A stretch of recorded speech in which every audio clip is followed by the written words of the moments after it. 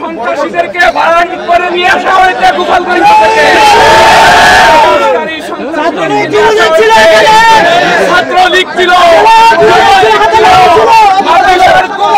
ছাত্রদেরকে আজকে ইসলামের নামে একজন ব্যক্তির স্বার্থের জন্য ব্যবহার করা হয়েছে।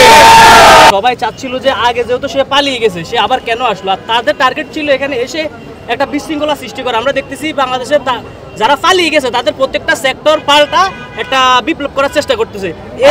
এই হুজুরও সেটাই চাচ্ছিল, এমনকি তার দোষের আগে ভাগে তারা এটাকে সেট আপ করে রাখছে আজকে একটা বিশৃঙ্খলা সৃষ্টি করবে। এই জন্য সে এখানে আসছে, আর সাধারণ মানুষ তাদেরকে বিতাড়িত করে দিছে। আবার মসজিদের মধ্যে কি ভাঙচুর কিছু করা হয়েছে?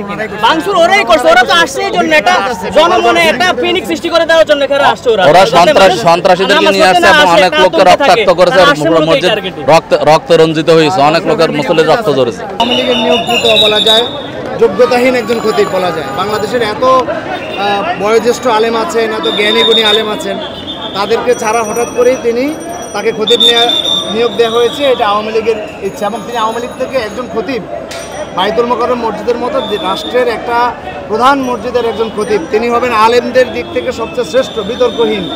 কিন্তু উনি আওয়ামী লীগের নমিনেশন চেয়ে নৌকা মার্কার পোস্টারিং পর্যন্ত করেছে। আচ্ছা, আজকে কি সেই লোকটা আজকে উনি যখন সরকারের পট পরিবর্তন হলো, যেটা কোনো তিনি পালিয়ে চলে গেলেন, তাহলে একজন খতিব তিনি যদি এই অবস্থা পালিয়ে চলে যান, তার মানে তার সেই ফ্যাসিবাদের দোষর, এই দোষরটাই এই কাজ করেছে। আজকে লোকজন নিয়ে এখানে হামলা করতে আসছে পুরো বাইতুল মোকাররম।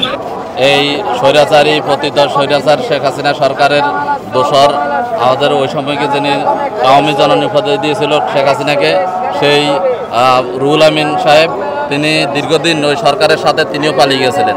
কিন্তু হঠাৎ করে তিনি আজকে আসার জন্য ঘোষণা দিয়েছেন এবং এখানে এসে তিনি নামাজ পড়বেন বলে ঘোষণা দিয়েছেন। কিন্তু মুসল্লিরা সেটা মেনে নেয় না এবং সেটা যা কোনো আসতে না পারে সেটার জন্য তারা প্রতিবাদ করেছে। পরবর্তীতে তাদের দোসররা এবং সন্ত্রাসীরা এই মুসল্লিদের উপর হামলা করেছে এবং অনেক লোক আহত হয়েছে, এখানে রক্তাক্ত হয়েছে। কিন্তু পরবর্তীতে সে আসতে পারে নাই, নামাজ পড়তে পারে না, যতটুকু আমি জানতে পারি। মসজিদের মতন একটা পবিত্র জায়গায় এই ধরনের ঘটনা আসলে মেনে নেওয়া সম্ভব কিনা? অবশ্যই না, আমরা এটা অনাকাঙ্ক্ষিত, এটা কখনো কামনা করি না। যারা জানে এখানে দালালি করেছেন, যিনি এখানে প্রধানমন্ত্রীর জন্য শেখ হাসিনার জন্য দোয়া চেয়েছেন, সবসময় সাপোর্ট দিয়েছেন অন্যায়ভাবে, তিনি যখন স্বৈরাচারের পতন হয়েছে তিনি সেখান থেকে পালিয়ে গেছেন। কিন্তু হঠাৎ করে তিনি আবার কোন সাহসে, কার ইশারায়, কোন ইঙ্গিতে এই পরিবেশকে অস্থিতিশীল করার জন্য দুর্বিসন্ধি নিয়ে সে কেন আবার এখানে আসার ঘোষণা দিয়েছে এবং ছাত্র জনতা সেটাকে প্রতিবাদ করেছে এবং সেখান থেকে যেন আসতে না পারে সেটার জন্য প্রতিরোধ করেছে।